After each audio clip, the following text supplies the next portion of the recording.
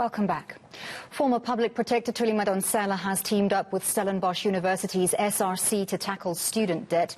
Their hashtag Action for Inclusion funding initiative aims to settle outstanding fees for students in need. This so they can register for the upcoming year. The former Public Protector and current Chair of Social Justice at the university has contributed 27,000 rand to the fund. She's calling on Stellenbosch University alumni, members of the public, companies and captains of industry to open their wallets. She joins us via Zoom now to talk about funding and to speak more broadly on student protests. Professor Madonsela, as always, thank you very much for your time. You describe contributions to the hashtag for Action for Inclusion Fund as democracy dividends. Can you elaborate for us on what you mean by that? Good afternoon. We call it a democracy dividend because when we are in a democracy, we all expect to flourish because of being members of the groups. And it's 27 years into democracy. Our constitution promised to build a new society that is based on democratic values, social justice, and fundamental human rights. It also promised to free the potential of every person. And universities and just education generally free the potential of every person. And when they can't finish when they've already started, it makes matters worse. Professor, so corporates have not only a social responsibility to help right historic inequalities, but also a responsibility to invest in the future of our country. Have they been coming to the table to help Stellenbosch University students, and what have you got in the pot at the moment to put toward student debt? Had enormous support with our campaigns at Stellenbosch University. This is not the first one. We did Move for Food, and then there was also one that was specifically sport-related for children who were affected or students that had been affected by COVID-19. So we got a good response, and we're certain that we'll get a great response to this one as well. Already, donations are streaming through. That's good news.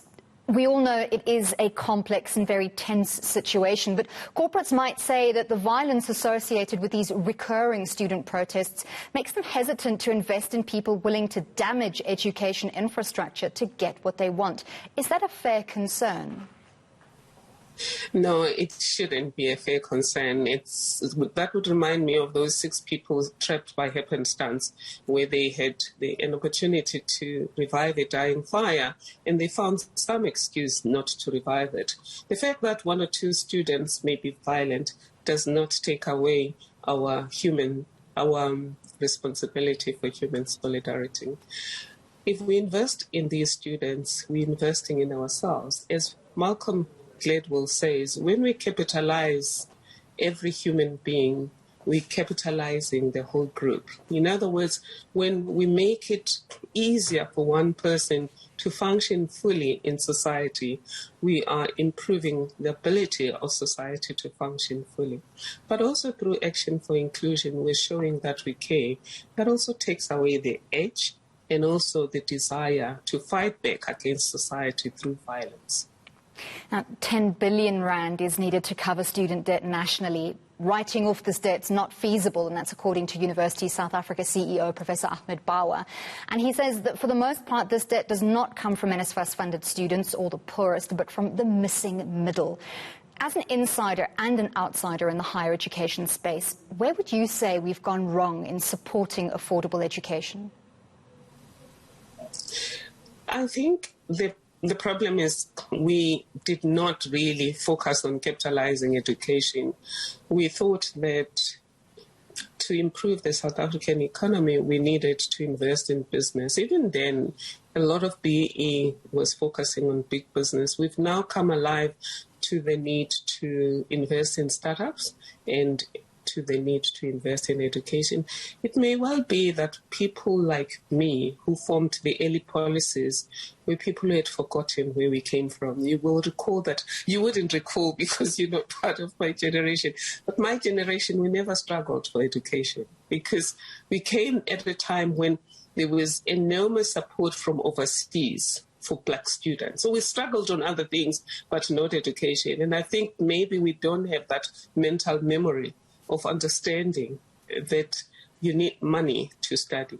And this does not just affect black kids. In the Action for Inclusion group, we have black, white, colored, Asian students, and we also have South Africans and foreigners, because our approach is poverty or the need for money should not deny you an education. If you qualify academically, money should not be the reason you leave an academic institution. And there's been a push from like-minded academics to say that those of us who haven't had to struggle for education should come to the party and assist those who at the moment are having to fight a very real fight just to get something that many of us took for granted. Thank you indeed very much for speaking to us. That was Stellenbosch University's Social Justice Chair Thuli Madonsela.